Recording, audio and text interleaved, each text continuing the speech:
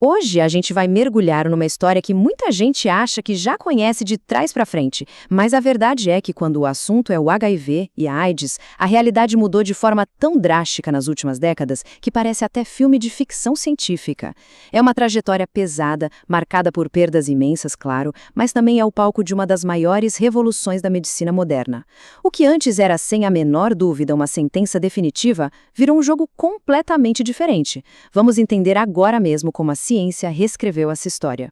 Bom, para entender de verdade o tamanho da vitória da ciência hoje, a gente precisa encarar um número de frente: 44,1 milhões. Desde o início da pandemia, estima-se que o HIV tenha tirado a vida de mais de 44 milhões de pessoas no mundo todo. É um número simplesmente avassalador, não é? A gente está falando de uma crise global de proporções históricas. E sim, ainda é uma questão de saúde pública super importante. Mas a grande virada de chave é que para quem tem acesso à medicina de ponta de hoje, o diagnóstico de HIV não é mais o fim da linha. Longe disso. É uma condição crônica que a gente consegue gerenciar perfeitamente. E o nosso roteiro para entender essa reviravolta passa por 5 pontos. Primeiro, vamos ver como essa história devastadora foi transformada. 2. Uma viagem por dentro do sistema imunológico. 3. As fases da infecção. 4. A revolução médica da terapia antirretroviral. E, por fim, o número 5. O caminho para zero. Parte 1. Uma história devastadora transformada e entendendo os riscos. Afinal de contas, o que é o HIV? Basicamente, é um vírus que vai direto no coração do nosso sistema de defesa. Ele tem um alvo super específico, os glóbulos brancos chamados de células CD4. Pensa nessas células como se fossem os grandes generais de um exército imunológico. A tática do vírus é implacável. Ao atacar e destruir esses generais, o HIV tira o comando de defesa do corpo. Isso deixa o organismo humano completamente de portas abertas para qualquer outra infecção ou doença que, num dia normal, o nosso corpo nocautearia sem o menor esforço. Parte 2. Por dentro do sistema imunológico e como o vírus opera.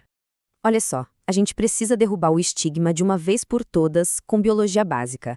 O HIV tem restrições gigantescas e só passa de uma pessoa para outra através de fluidos muito específicos: sangue, sêmen, fluidos retais e vaginais e leite materno. Ou seja, por relações sexuais desprotegidas, compartilhamento de agulhas ou de mãe para filho. Do outro lado da moeda, o vírus simplesmente não sobrevive fora do corpo. Então, abraçar, beijar, dar um aperto de mão ou dividir o mesmo prato de comida, zero risco. Nenhuma chance. Saber disso é absolutamente crucial para acabar com o preconceito. Mas o que rola lá no nível microscópico quando o vírus consegue entrar? É literalmente uma operação de sabotagem de 5 passos. Primeiro, o HIV se liga fisicamente naquela célula CD4, o nosso general. No passo 2, ele injeta seu material genético lá dentro, o RNA. Depois, usando uma enzima própria, ele reescreve esse RNA e transforma em DNA. O quarto passo é assustador. Ele costura esse DNA viral no próprio DNA da célula humana. E aí o estrago está feito. A célula sofre um sequestro e, no quinto passo, o único trabalho dela passa a ser bombear milhares de cópias novas do HIV que explodem a célula e vão atrás de novas vítimas. É uma linha de montagem da pesada. Parte 3. As 3 fases da infecção e a escalada. Se a gente não fizer nada, essa infecção é como um relógio-bomba e avança em 3 fases. A primeira é a fase aguda, nas primeiras semanas. O vírus se multiplica absurdamente rápido.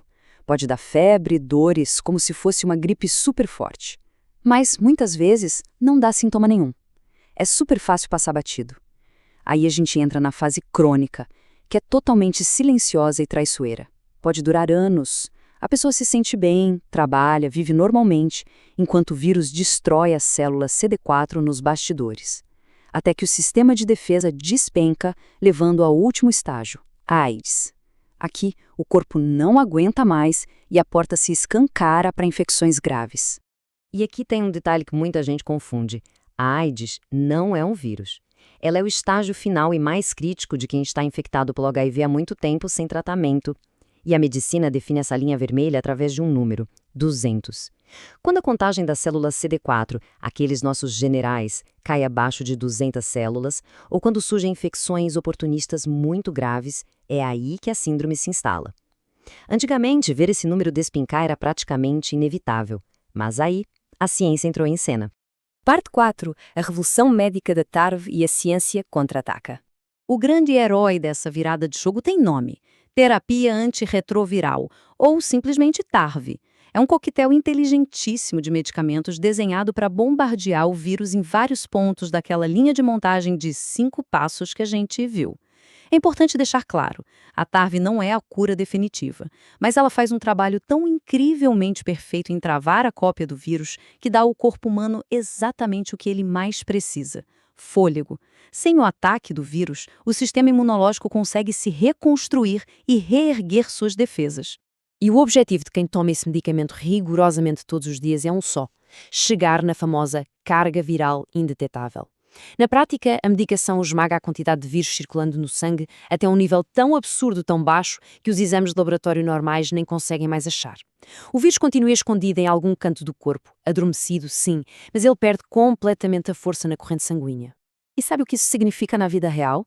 A gente resume isso numa frase curta, mas que mudou o mundo: indetectável é igual a intransmissível, ou I igual a I. Essa é, sem brincadeira, a mensagem de saúde pública mais monumental das últimas décadas. Não é otimismo, é pura biologia. Se o tratamento deixa a carga viral indetectável, o risco de transmitir o vírus para uma parceria sexual cai literalmente para zero. Zero mesmo. Alguém vivendo com HIV em tratamento não transmite o vírus. É o checkmate, tanto contra a epidemia quanto contra o preconceito social. Parte 5. O caminho para zero emissão e estratégia global e prevenção.